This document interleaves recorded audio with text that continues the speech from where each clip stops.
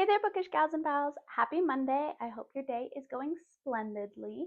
Today we're going to be taking a look through my May TBR, 10 books that I am hoping to get to this month.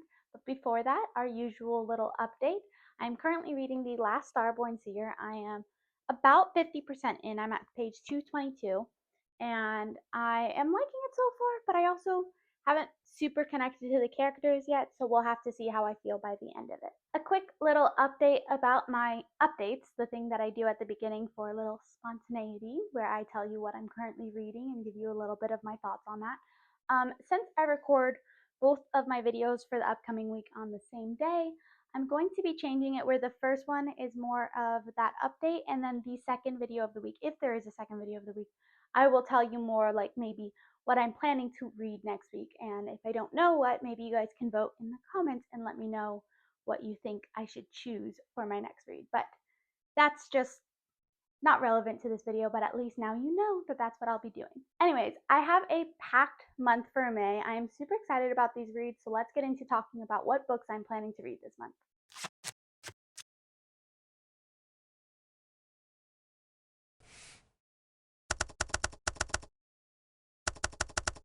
By this time this video is getting to you guys, because it's still April right now, the last day of April, by the time the video gets to you guys, I'm hoping I'll probably be done with some of these already, but my first up will be Winter's Wrath by Emma K.C. Couette.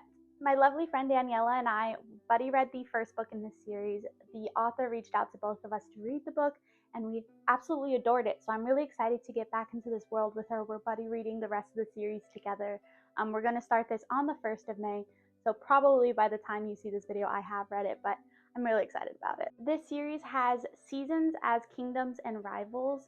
The world building is really well done, and the characters are so well developed. It is so good. It is a journey of revenge, unexpected friendships, and so much more. I would highly recommend checking out this series. I'm excited to keep reading into it. After that, I am planning to read Weavingshaw. This is the February's adult fairy loot, and it is the last fairy loot that I currently have, and I'm trying to catch up with all my fairy loots, so I think I'm going to try to get to this as soon as possible. I never really have months before like waiting on my shelf, but this one came really late, so it's still sitting here.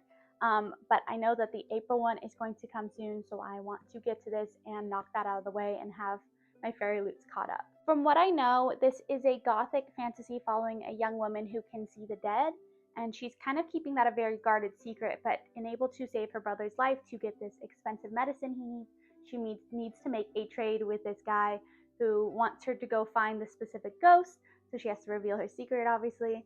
And it seems to be darker than my usual read, and also a little bit, I don't read a lot of gothic reads, so I think it's going to be interesting. I'm excited to see what I think about it. It is a really pretty book. Next up on my list is Hungered by Amanda Rizkalla. This book is coming out May 19th, and I have both the physical arc and an audiobook listener's copy, so I will be immersive reading this one. The synopsis of this book compares it to Sandra Cisneros' House on Mango Street, which I absolutely adored when I read it in high school.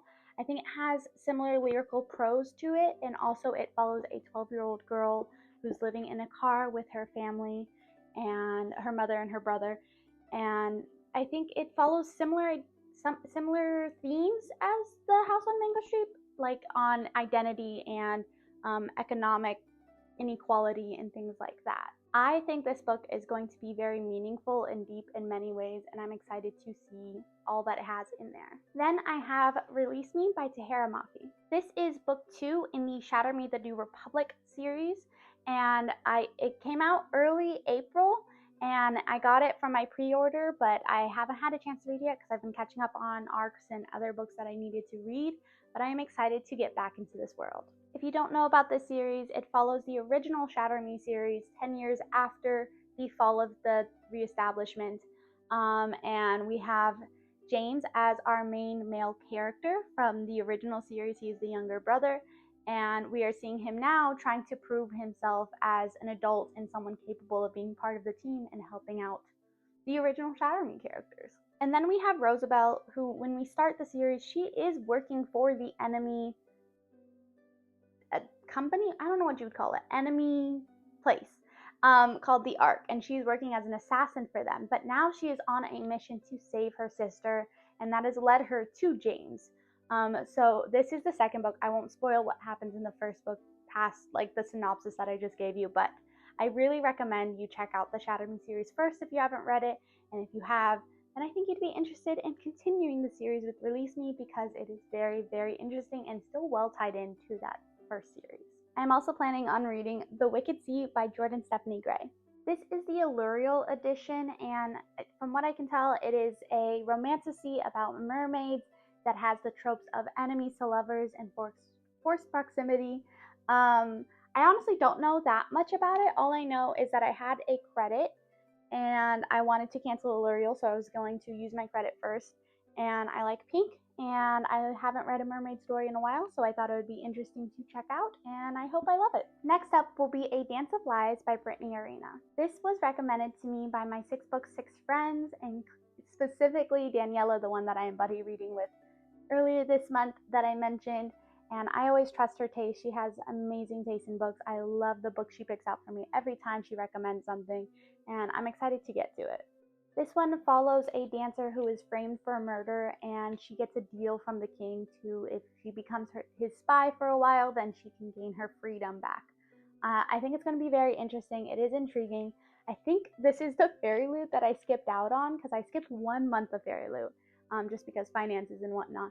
And this was the one, so I ended up having to buy the book anyways, but it's not the pretty special edition, but it's fine. I still am excited to read this, and I think this is one I want to annotate anyways, and I don't like to annotate my special editions because that just feels wrong. After that, it would be Little Wild by Laura Evans. This one is coming out June 23rd, and like Hungered, I have both the physical arc and the audiobook listener's copy, so I'll be immersive reading it. This is a historical magic realism sapphic story about class divide, forbidden love, and identity. Our main character, Margaret, plans to run away with her lover, and they are discovered, and Margaret is sent to a cabin in the woods with her estranged father, and there she finds a more wild side to her.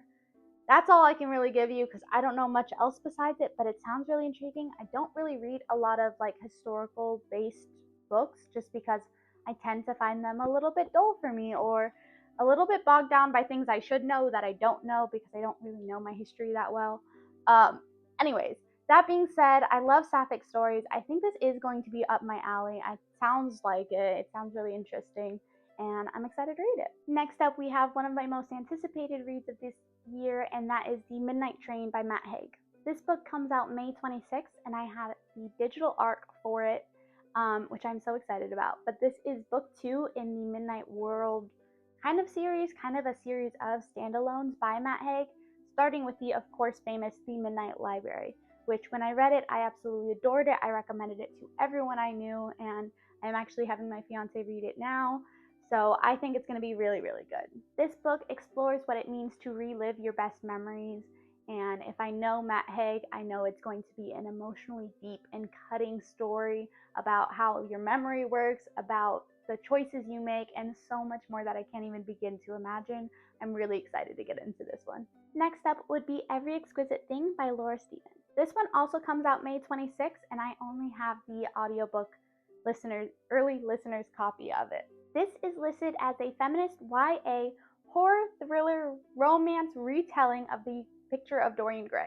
I haven't read The Picture of Dorian Gray yet, which might be a little weird to start with a retelling of it, but I don't feel like that's a necessity for all retellings anyways. The story follows Penny, who is trying to follow after her mother's footsteps as a supermodel by joining the Dorian Drama School, and there she is offered to have herself painted by this painter who is able to capture them and give them immortal beauty for all of his subjects. And then some of the subjects from the different paintings start going missing or dead, and they find out that someone's coming after all of the people from the paintings. Basically, Penny needs to find a way to survive. I don't read a lot of thriller/horror books, so I think it might be a little intense, but I'm going to hope I enjoy it. I think it also will have a lot of messages about what it means to crave perfection and to always like push yourself so hard. I'm interested to see how those themes and messages will be put throughout that, and I am interested in checking this out, so I'm excited to see what I think about it. And the final one on my list for today will be Sublimation by Isabel J. This one comes out June 2nd, and I also have the audiobook for it. This is provided to me by the Macmillan audiobook influencers group, and I'm excited to see how it is audiobook wise. The concept of this book is that when you immigrate, if you immigrate, you have to leave a copy of yourself behind. So there are now two copies of you, one that gets to go to the new place and one that has to stay back in your original country. And those are called instances. Some instances like to stay in contact to try to resume like a normal way of life, like they are always updating each other about what's happening. But our main character hasn't talked to her instance since she left home 10 years ago and has now been called back to her original country in Korea by her instance because her grandfather has passed and they want both instances at the funeral. There she finds that her instance wants more from their life and is trying to steal her body and take over her life in the other country. I don't read a lot of speculative fiction, but I think this is really interesting, especially the idea of the lives we choose versus the ones we leave behind.